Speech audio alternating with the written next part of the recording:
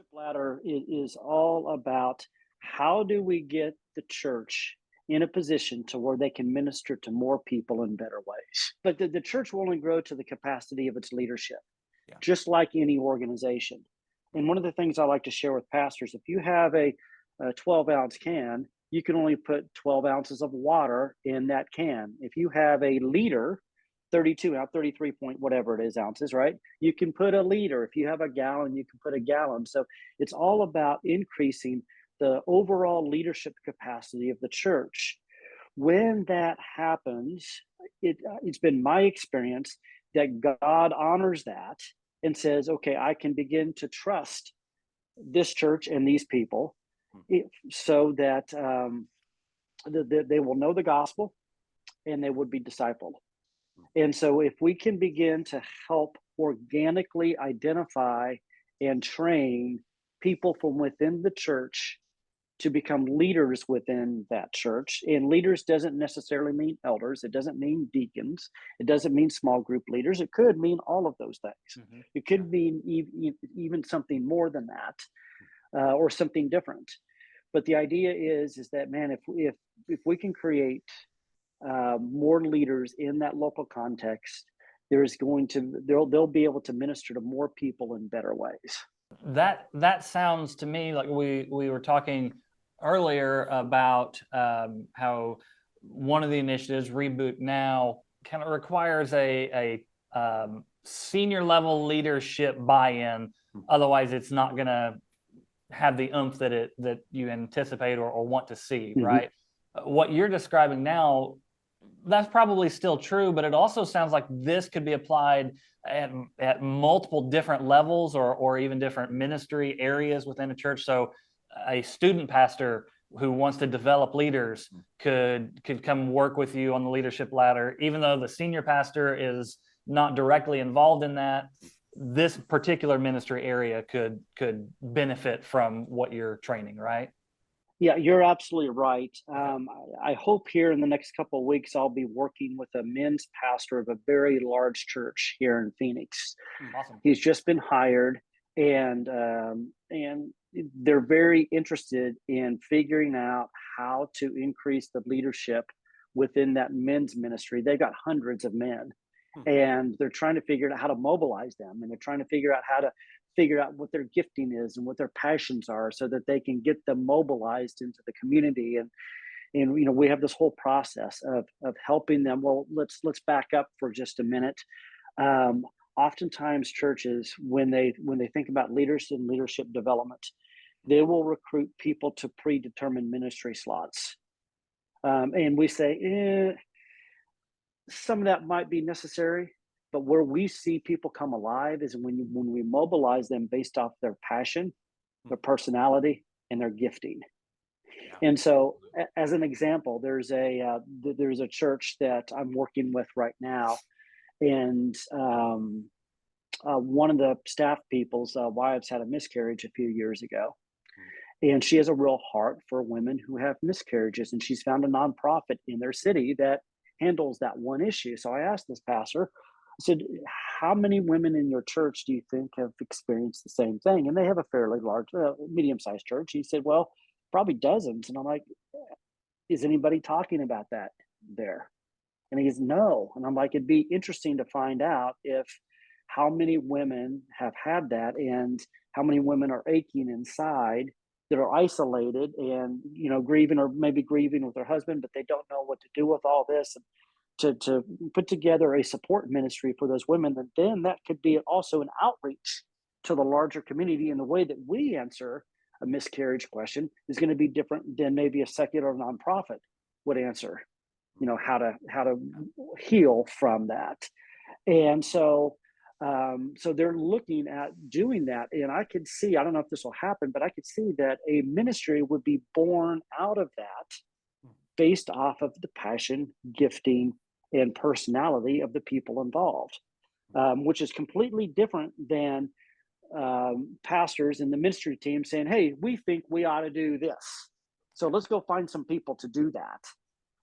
This is more of an organic process for the people within the congregation once the leaders are trained to be able to discover these type of things so that we can unleash the congregation into the community so they can minister to more people in better ways. That's awesome. So, I love that. so if you just saw this segment of this video, this whole conversation, there's a couple other pieces to it that we've had already. You need to go back and watch those to kind of get the whole picture. Yeah. But what you just said there, David, if I'm understanding you right, pastors can actually use you to utilize all of these initiatives, right? They can combine all this. It's not just a pick your poison kind of a thing. It's I want to develop leaders and I want to work through this leadership ladder, but I also want to vitalize our church as a whole, and I want to be a part of Reboot Now. And we've got a lot of boomers in our church who need to be active and find their purpose and their calling in the church. And so let's do the whole kit and caboodle together. And you guys are all okay with that, right? Oh, absolutely. Yeah. Good. Yeah. It would take some time. Wouldn't Sure. it, Ken? Yeah, well, here's the thing. It's difficult to say how do we apply metrics to this? And folks will ask me all the time, well, how long is this going to take? Well, the truth is, first of all, the Great Commission does not come with an expiration date. Okay, it is perpetually in play. So you never reach the finish line and say, boom, we did it. The Great Commission is fully addressed and taken care of. So the way that we think about it is not so much how do we complete a process. It's how do we instill a Great Commission culture into the operations of a church. And we believe that typically you can do that thoroughly in, say, a 2 or 3 year span of time. Now, that does not mean that a church is 100% fully revitalized forever and ever and ever in that period of time. What that means is that these ways of thinking about ministry, the mastery of this process and these tools is so far along that church no longer needs direct input from the Go Center any longer. So in a sense, one overly simplistic analogy would be, we can take the Go Center training wheels off and the church is able to proceed down this path without further direct input from us. Okay. So that's how we think about the timing of these things. But, there's always another person to reach with the love of Christ. There's always someone else that God is calling into his family. So the job is never completely done. So as we wrap this up and we round it up, one of the things that G6 Allies is so passionate about is the same thing you are. Pastors shouldn't be alone. We should have allies. And I love that the Go Center and Allies together are one another's partners in how we're reaching pastors. And one of the ways that I think is so great is that I hear often from pastors, I just need community. I just need connection with other pastors. And that's really a lot of why we've designed the network like we have. One of the things that I love that you're doing quite a bit of, David, is ministry cohorts with pastors all around the country. Can you tell us a little bit about how that works and how it's connecting and developing pastors? Sure. So the cohorts that we have are affiliated with our leadership ladder process. And the reason why we've designed it this way is because we want to get pastors from around the country together in a group, not only for that isolation and loneliness thing to where they can begin to fit together, but there is a strange synergy that happens where I can really see iron sharpening iron. So in one of my cohorts, I have a guy in a rural town in West Texas of 13,000 people. I have a Hispanic pastor in urban Phoenix. I have a pastor in downtown Phoenix, and I have a pastor in urban Philadelphia or suburban Philadelphia. So you imagine the different ministry context of each one of those guys, and yet we're still working through a process through the leadership ladder. So the process is the same, the principles are the same, but the applications are completely different. And so when we get together and we begin to talk about how this applies to our ministry, you will not believe the amount of pouring into one another that goes on, and the way that they sharpen each other. And I just have to, at times, just keep the train on the tracks, because they oftentimes take over the conversation.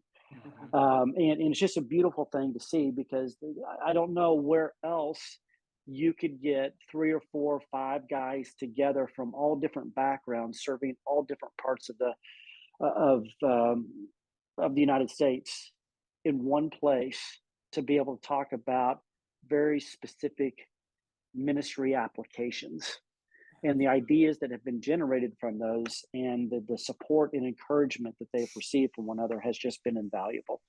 I love that. Well, gentlemen, thank you so much. This conversation has been great. And if you're watching this, ministry leader, pastor, you need to connect with these guys, and you can visit allies.network to do that. You can also, whatever platform you're watching this video on, there's going to be links somewhere around it to connect with Ken and David and their entire ministry, as well as the Allies Network. And so we would love to have further conversations with you, explore everything that we have to offer to you, to help you in your ministry, to help you achieve the Great Commission. Not that it can be fully achieved, right, Ken?